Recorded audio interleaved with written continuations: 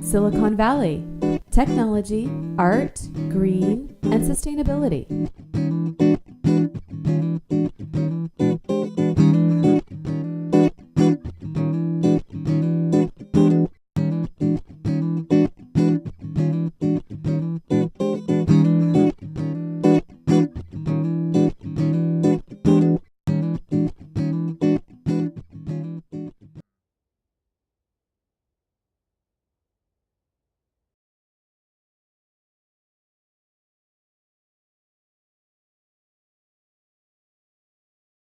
Today we're visiting all the booths here that have green technology.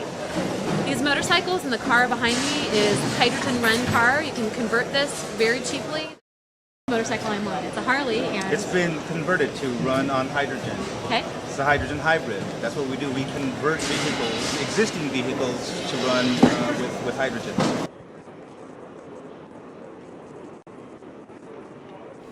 Sure. Well, I'll start. I'm Audrey Chang. I work for the Natural Resources Defense Council. Thank you.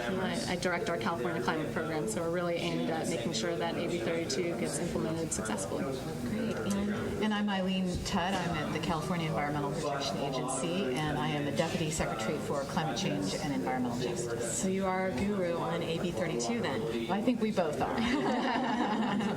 Okay, and so for the businesses, San Jose, Campbell, Silicon Valley area, it's such a huge thing that's coming up. How can they make a difference in moving forward this bill and helping with their businesses or with the citizens there?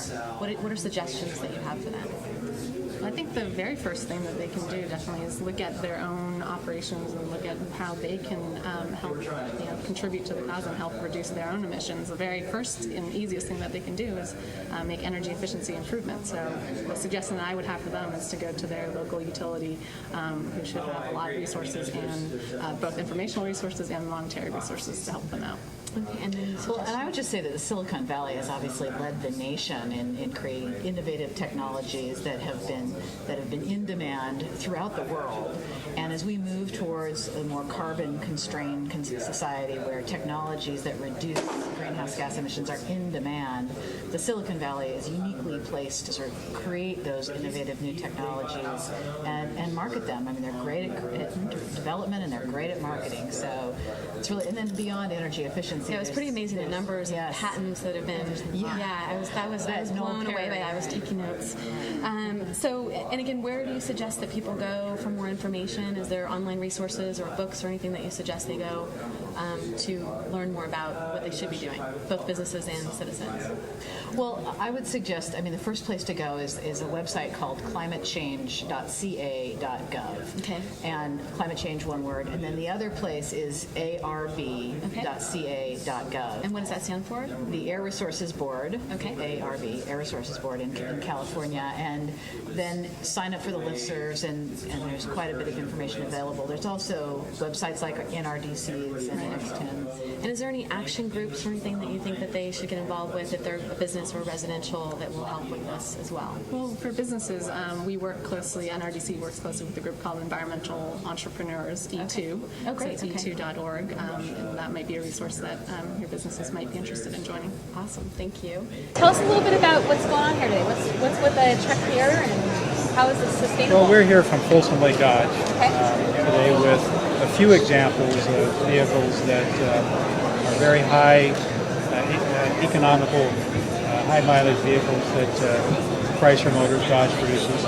This is the new 2009 Dodge Ram 1500 flex fuel vehicle, the 85. And what does that mean, flex fuel? Runs on 85% ethanol or gasoline. Okay.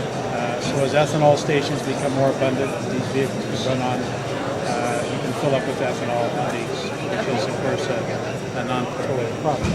So what's the mileage on this? On this vehicle, it's 19 miles per gallon. Wow, which is great. Because normally the spaghetti, something like the spaghetti. Well,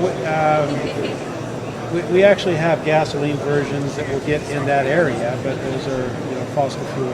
I think my old 99 SUV it did get 19 when I bought it. It's probably only 13 now. That's right. But actually over the last 3 or 4 years, Dodge and Chrysler have done a great deal to bring up fuel economy on pickup trucks and on SUVs, and of course on our passenger vehicles as well. Four-wheel drive too? This is four-wheel drive. Wow, that's amazing. That's great. Four-wheel drive and a towing. And your other vehicles that are here, can you tell us a little bit about that too, what you're doing?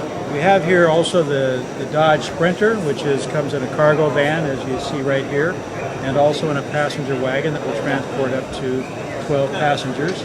It's also available in a shuttle bus version where you can take up to, I believe, 18 passengers.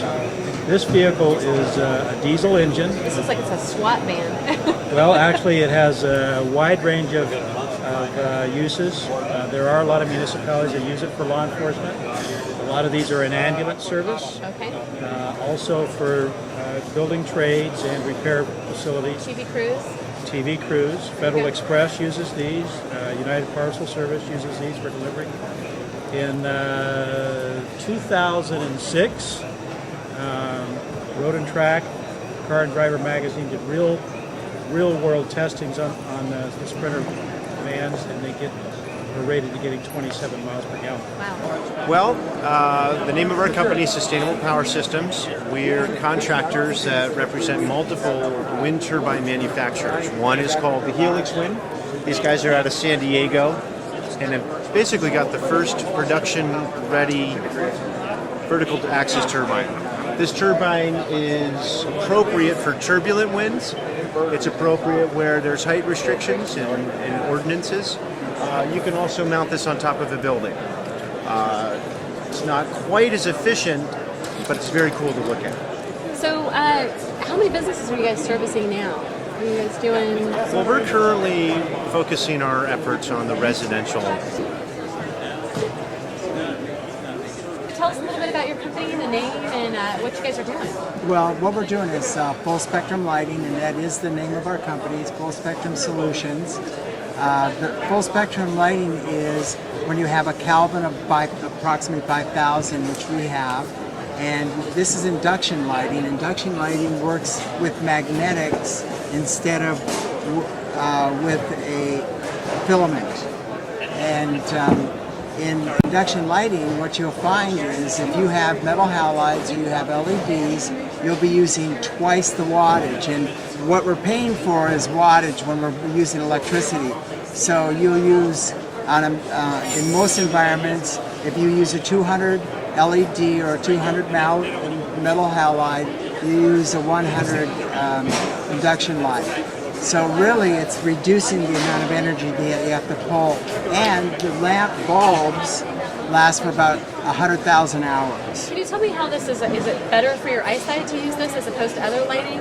Yes, because it's pretty natural to the sunlight. Natural sunlight is Kelvin 5500.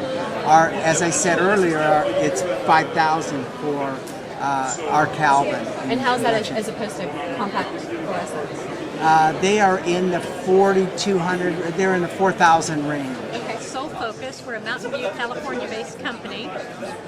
We do concentrated photovoltaics, so we're generating solar energy, plain and green, we say. The solar energy we use is a different technology than the traditional photovoltaics. People think of flat panels on roofs. That's Right, what. so the regular photovoltaics, the PV versus the CV or CPV. Can you explain that and what that is to the audience? Certainly. Traditional photovoltaics uses silicon cells to convert the sunlight directly to electricity. So with our technology, we also convert sunlight direct to electricity, and we do that with a PV cell, but it's not based on silicon, it's based on a very high efficiency material.